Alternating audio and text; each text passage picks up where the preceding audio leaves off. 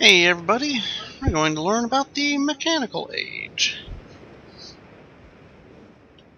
Before arriving in this age, I was determined that it would be a journey to a world very different from my previous adventures, and it was. The sky here is dark and gray and incessantly flashes of lightning in the distance. I met a very old man with a long beard and hair that hangs to his waist. He is very feeble and has trouble even moving. This man has obviously been through many strange things in this strange world, and I have learned many things from him. He has told me an interesting story of this world's history. Years ago, he told me there was a beautiful city that rose up out of the water. It housed many people inside its walls, and the people had everything they wished for. The city was surrounded by 3 high hills which rose higher than the city. On the east hill of the city rested a large lookout post. The people of the city had constructed the post expecting visitors to arrive from the east. The people had no means of traveling on the water, which forced them to merely wait for friend or foe. As time passed, friendly visitors brought rumor of an enemy that existed beyond the horizon. The people grew fearful, yet nothing happened. One day, the usually sunny sky became as dark as night, and black ships appeared on the horizon. The lookout's post attempts at peace were turned away, and the sentries there were easily overwhelmed. The ships continued to wreak havoc on the city, apparently destroying everyone and everything. After the foundations of the city were destroyed, the city sunk deep into the ocean and only the lookout post remained. The black ships sailed away. The man continued to say that 8 people had hidden and managed to survive the attack. In the 9 years since the attack, 2 of the survivors had died. He also said that it was rumored that 10 years from the attack the enemy would return to finish the destruction they had started so long ago. I've decided, since hearing the man's story, it would be admirable to save this civilization and stop this enemy's plan of destruction. I am excited about the adventure that awaits me, and an idea has sparked in my mind to provide the needed defense for these people. I met the remaining survivors today, and I have begun work on a plan for protection. After a short absence, I have returned to this age with my 2 sons. They have, as of yet, traveled rarely with me, and they are understandably excited to be here.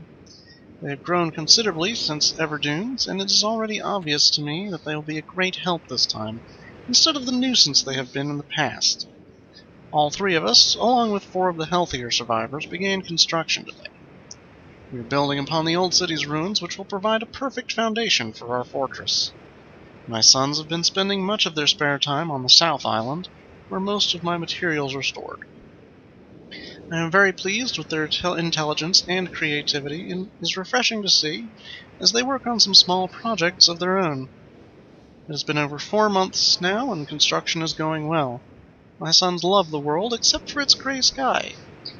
They detest the gray sky and tell me many times they wish the sky here were like the blue sky and mist. The old man I first talked to tells me that the enemy is due in 4 months. I feel we will be ready when the time comes. The man reminds me of Emmett in many ways, and I often wonder how Emmett and his people are doing. It has been 6 months of work, and we have finally finished the fortress. It rests between the 3 hills, which are now only islands due to rising water level that the people experienced after the attack. Inside the fortress, I have designed a most intriguing device that makes use of a technology called holography. I began experimenting with on my visits to Espermere. Be working in a couple of days after I compensate for some small miscalculations. This holographic device will enable the survivors to learn to use the fortress. The enemy is due to come soon, and I trust the fortress will provide. Here we have a map of the area. Looks like this bridge rotates, maybe? Sufficient protection for all of us. The black ships have come. Their attack was substantial. Their weapons have been stopped, and it appears they have turned away in defeat. I could not help but smile as I watched the boats leave. Last night we had a small celebration, and the old survivors danced their dances of old. My sons did not understand why the sky had not turned back to its original blue. The old man told them that storms would never end until the enemy was destroyed. I assured my sons that a blue sky was not worth the risk of death, and they seemed to hear me. I've had a healthy adventure, and have begun work on a new book. Once again, I must leave the familiar age in search of a new universe I have begun. First, I will have an extended time with Catherine, whom I miss very much. I must also return to the people of the Tide. I believe in my travels I have found a substance that will ease the pain of their bone ailments that they have long endured. I hope to return to the mechanical age one day and find the population growing and my fortress still strong. Though the sky may always be black, I am confident the people here feel a heavier darkness has been lifted from their shoulders. And with that, we will make our exit to the mechanical age. By the way, the Emmett fellow that Atris mentioned in his journal is, well, it was the fellow from the Stone Age, the Boat Age, that the book we skipped. I'll probably read that at the end of the game, just to make sure that we don't miss out. In the meantime, all these switches are on. Yeah. And then we need to turn the master switch at the dock off.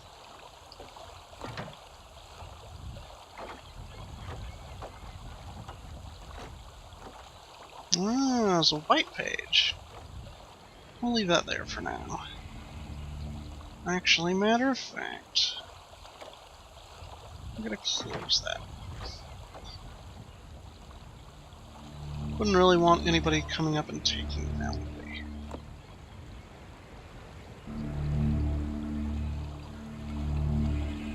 Here we are on a flyby of Atris's fortress.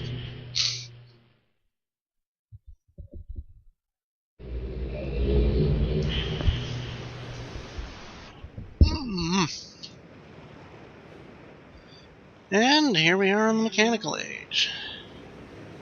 Check it out. There's their fortress. That must be one of the islands the brothers were spending time on. I'm sorry, were spending time on. You are not a button, in fact.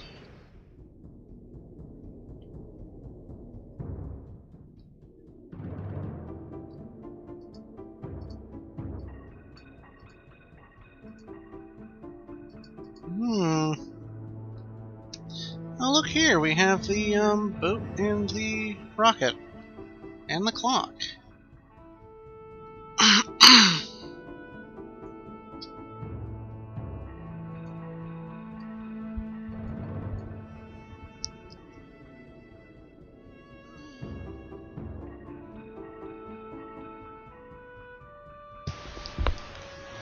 Well, that's a pretty picture. Looks like they must have gotten rid of the invaders. What do we do with these? Why do they light up? The hand changes like I can do something with them.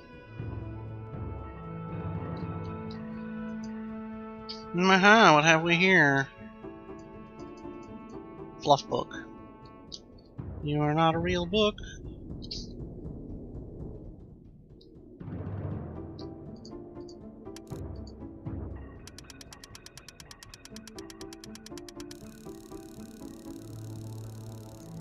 Oh, we can crank it.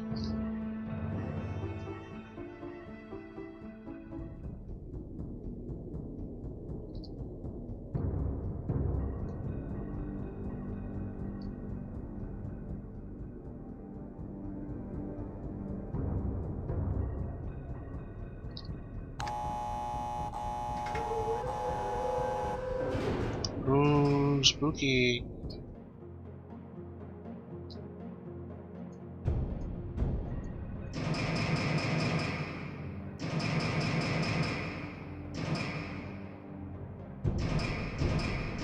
Oh, look, see, it's...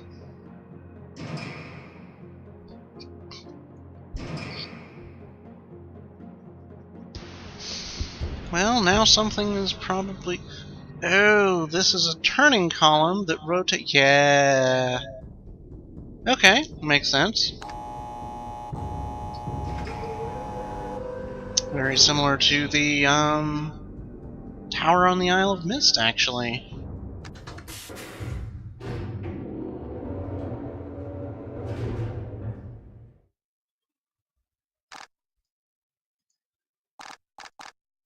Okay, don't know where that went.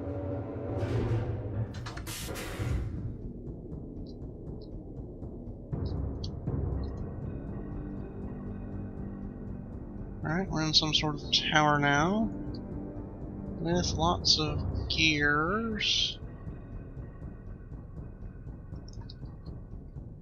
There's actually anything here.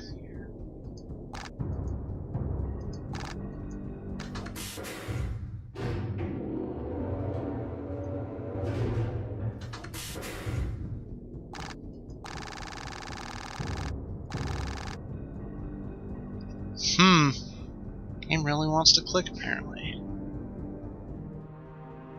Well, where are we now?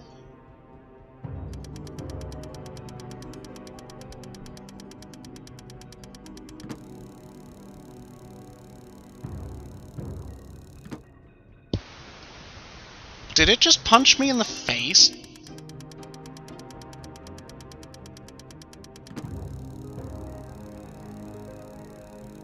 It just punched me in the face.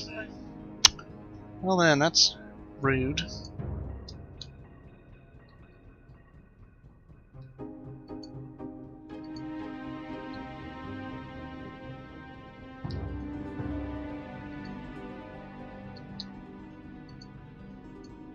There's a treasure chest. And a knife.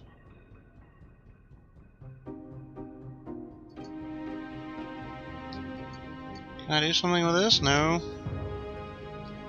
Anything behind the curtain? No.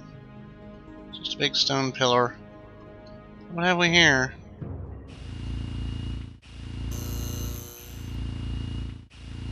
Oh, here we are.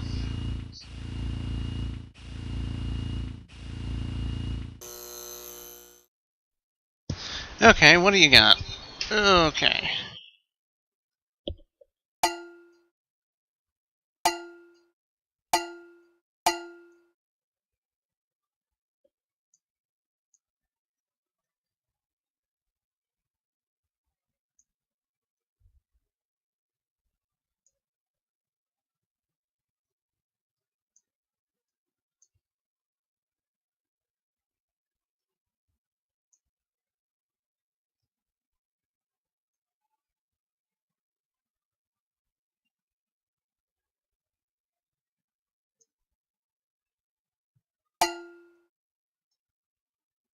Okay, so the left one seems to be the power, and the right one seems to be the rotation.